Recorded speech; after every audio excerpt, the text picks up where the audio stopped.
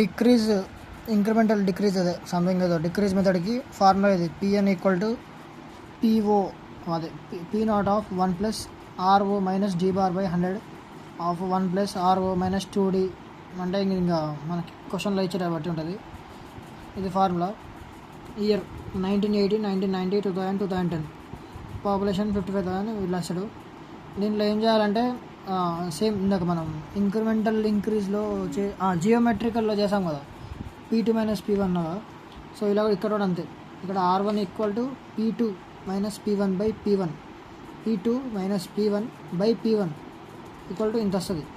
ఇక్కడ P3 R2 equal to P3 minus P2 by P2 11.93, P4 minus P3 by P3 వేస్తే 11.5 వస్తుంది.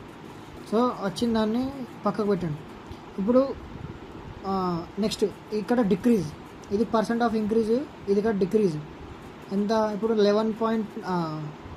14.71 ఒక్క నిమిషం 14.71 మైనస్ 11.93 చేస్తే 2.84, ఇది డీకి వస్తుంది.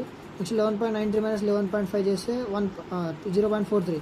అప్పుడు ఆ 2.84 ప్లస్ 0.43 బై 2 డీ బార్, ఇవి రెండింటిని యావరేజ్ చేస్తే 1.635 వస్తుంది. డీ బార్ అనేది 1.635. ఇంకొకటి ఆర్ నాట్ అంటే 11.5. ఇందాక మనం వేరే ప్రాబ్లంలో పీ నాట్ అంటే ఇది తీసుకున్నాం కదా 40,000 అని చెప్పి, ఇప్పుడు అలా కాదు.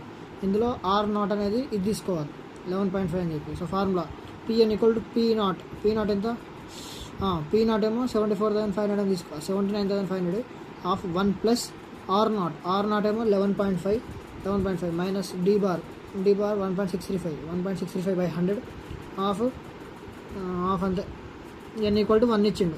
ఎన్ ఈక్వల్ టు 1 అనేది ఇక్కడ 1 ఇంటూ డీ బార్. ఒకవేళ వాడు ఇక్కడ సెన్సెస్ 2010కి ఇంకా 2021 2020 కనుకోమ 2030 కనుకోమంటే అది 2 అవుతుంది. సో అప్పుడు ఎన్ ఈక్వల్ టు 2 ఇక్కడ దాకా చేయాలి. సో ఫార్ములా సబ్స్టిట్యూట్ చేస్తే R naught 11.5 minus 1 into 1.635 by 100 చేస్తే 83.315. ఇదే డిక్రీజ్ అవుతుంది మెథడ్.